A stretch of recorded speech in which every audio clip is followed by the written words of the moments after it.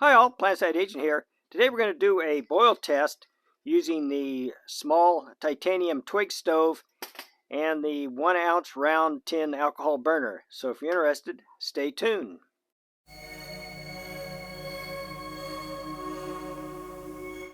Okay, let's get started. This is the third video based around this Ti Artisan folding titanium Twig stove. And I'll leave links to the first two videos in the description if you want to go chase those down. So in this video, I actually want to test out its performance using my 1 ounce round aluminum tin alcohol stoves.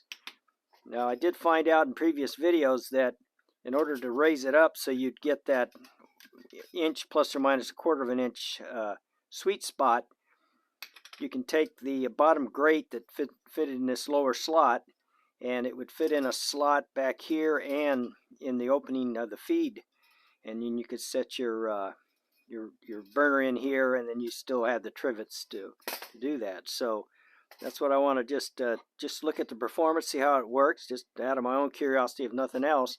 And I plan on using it. So I bought this stove particularly to use with my titanium Canteen Mess Kit.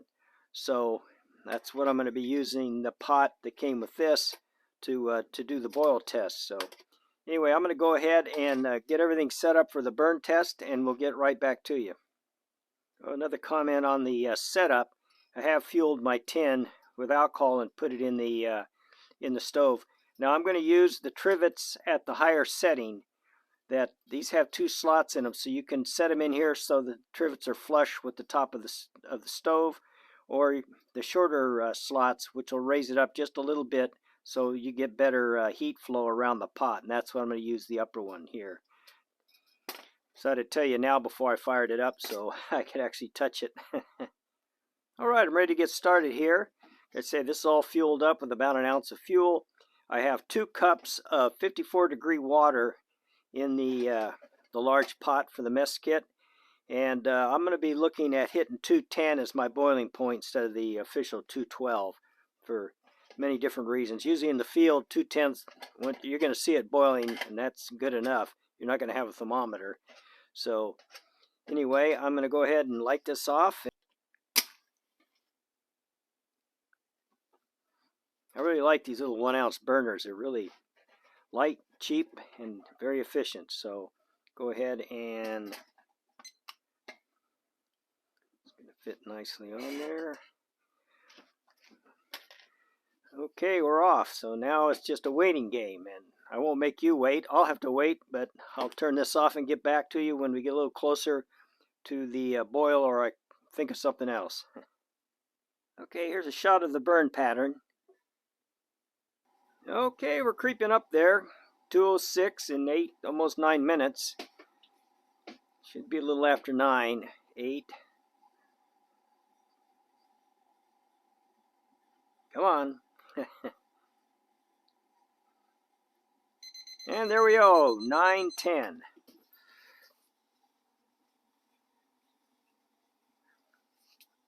Yeah, that's a respectable time.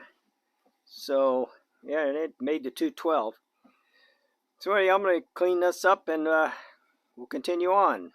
All right, that worked just fine. We had 16 ounces of 54-degree water, which is pretty cold.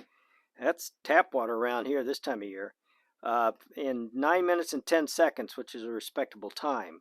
So I'm going to continue on. Another thought I had, I don't know whether I'm going to use the 1 ounce burners with this when I build up this kit. Like I mentioned in earlier videos, I bought this stove just to pair with this titanium Canteen Mess Kit, and tried to keep everything small and light as possible, and trying to get it all to fit inside the bag that came with the canteen kit. So trying to keep everything small and compact and light. And like I say, these 1 ounce tin stoves weigh nothing. I think this one's 0.4 of an ounce, and then also have a 2 ounce, which when empty is 0.7 of an ounce, less than an ounce. So these are probably even beat titanium at this point. But anyway, so I thought I have built many of the 2-ounce tin alcohol burners, and I was wondering how well they would how they're going to work. Well, they're going to work just fine in this stove. The reason you might want to go with a bigger stove is you get more burn time. So if you're boiling more than just 2 cups, although that's not a whole lot, you could probably even fill this up to, well, it's got the high mark, which is, what is that, 600 milliliters is the high mark here. And even then, you could go all the way to the top, which is probably 700 or so, 750. But unless I don't know why you'd want to do that, because you got to worry about spilling over and moving it and slopping. You should always have a little head space in any pot, for that matter. But I imagine this little 1-ouncer should boil a full 600. But maybe if you're melting snow or you need a long burn time, you could always throw the 2-ouncer in there. So just for my own curiosity, I'm going to do a boil test with this. It should boil pretty darn fast, I would think, but we'll find out here in a minute. So I'm going to go ahead and get set up for the next burn test and get right back to you. All right, I'm all set up for this burn. I've got 16 ounces of 55-degree water. Now this water now is a degree warmer than the last burn, probably because it's warmed up here in the garage, or maybe a little residual heat. I tried to let the pot cool down, but for scientific purposes, that 1 degree, is no good. But for what we're doing, that's perfectly good. Well, at least I'll be satisfied. If you're not satisfied, then I guess you have to run your own tests. But good enough for me. Besides, you're never going to be this accurate in the field anyway. But it's a whole nother story. So anyway, let's get this baby fired up. See what we get. Okay, and go ahead and set this on here.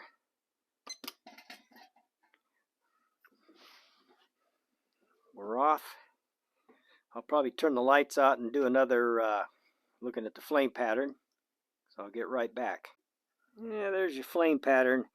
A little too light in here to get a real good look, but I guess close enough.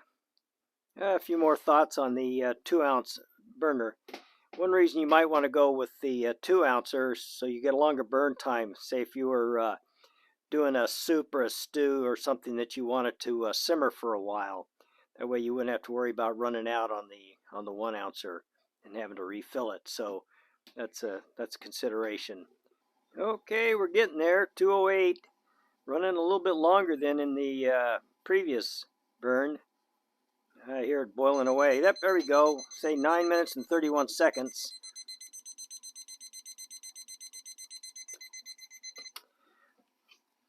All right, I'm going to shut all this down and get back to you, and we'll kind of wrap things up. Okay, let's wrap things up.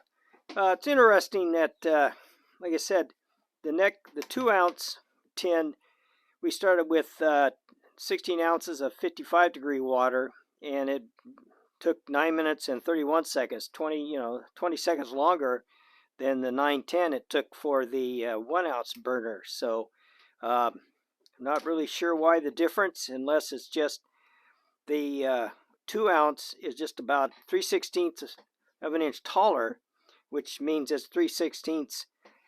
Well, I wouldn't say out of the sweet spot. Sweet spot's usually inch and a quarter, even 3/4. Anywhere there's pretty good. So this was actually an inch from the top of this to the top of the trivets. So this one's 3/16 lower. So you're getting closer to the 1 inch, 1 1/4 sweet spot. But that's pretty. What do they say? Come see, come saw. But even though it started a degree warmer, it still took longer. So why the bigger one took longer, other than the distance from the top of the burner to the bottom of the pot, I don't know. It could be any number of reasons. So, but it is what it is. And in the end, it really doesn't make any difference. You're not going to be watching your watch anyway when you're out in the field. So just kind of give you some ballpark information. So both these little burners work really great. I like this stove. It works really well. I haven't done any twig burning or pellets in it yet. I might do that later on, maybe when the weather gets a little better and take it outside. I'm not going to burn them inside my garage. So other than that, everything worked out just fine. It was it was, I don't know, it's fun for me. I don't know if it's fun for you guys. Like I said, a lot of these videos come about just because I'm curious myself about it. And if I wasn't videoing, I'd be doing this myself anyway. So I just bring you along for the ride. Might not be the ride you like the time, when you're stuck in the back of your parents' car when they're going somewhere you didn't want to go. But anyway, that's all I can think of right now. I hope you guys enjoyed the video, and we'll see you next time. Bye-bye.